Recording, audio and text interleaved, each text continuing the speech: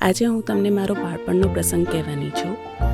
મારી ફેમિલીમાં mummy papa, હું અને મારો ભાઈ, જે મારા કરતાં 3-4 વર્ષ નાનો છે. સો જેમ મોસ્ટ ઓફ સિબલિંગ્સની રિલેશનશિપ હોય એમ અમારી પણ ટોમ એન્ડ જેરી જેવી રિલેશનશિપ હતી. એટલે નાની નાની વસ્તુઓ પર અમે ઝઘડો કરીએ, એકબીજાને ઇરિટેટ કરીએ. આ તારું છે, આ મારું છે, તારે મારી વસ્તુઓ નહીં વાપરવાની, એવા બધા નાના નાના ઝઘડાઓ ચાલતા રહે.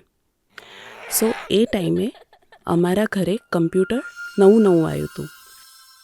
હવે માની લો કે તમારા ઘરે વર્ચ્યુઅલ રિયાલિટી હેડસેટ આવે તો તમને કેવી મજા આવે, એવી જ મજા અમને કમ્પ્યુટર આવ્યું હતું ને ત્યારે એવી જ અમારે પડાપડી થતી હતી એને વાપરવાની.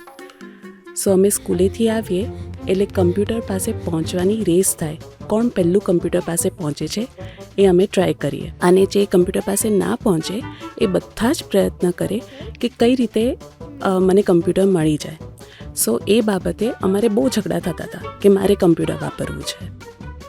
હવે એવામાં અમારો ઝઘડો એટલો બધો વધી ગયો કે અમે એક દિવસ ક્રિકેટ જેનાથી રમીએ ને એ બેટથી અમે એકબીજા સાથે ફાઇટિંગ કરી. હવે જ્યારે મમ્મી પપ્પાને આ વસ્તુની ખબર પડી તો એ અમને લડવા લાગ્યા, તો અમે એકબીજાની કમ્પ્લેન કરવા લાગ્યા કે હું તો સાચી જ છું, મેં તો કશું જ નથી કર્યું, આ તો એને કર્યું છે. એટલે પછી મમ્મી પપ્પાએ તો નિરૂમા સાથે વાત કરી કે આ લોકો આવું કરે છે.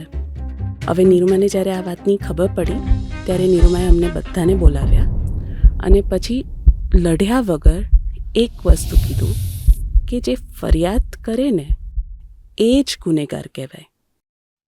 પછી અમને એકબીજાને સામે બોલાવ્યા અને કીધું કે તમે એકબીજાને પગે લાગો અને પ્રતિક્રમણ કરો, અને પ્રતિક્રમણ કર્યા પછી નેક્સ્ટ ડે એનું કેરી ફોરવર્ડ બિલકુલ નહીં કરવાનું. સો અમારા ઝઘડા હજુ પણ એટલા જ થાય.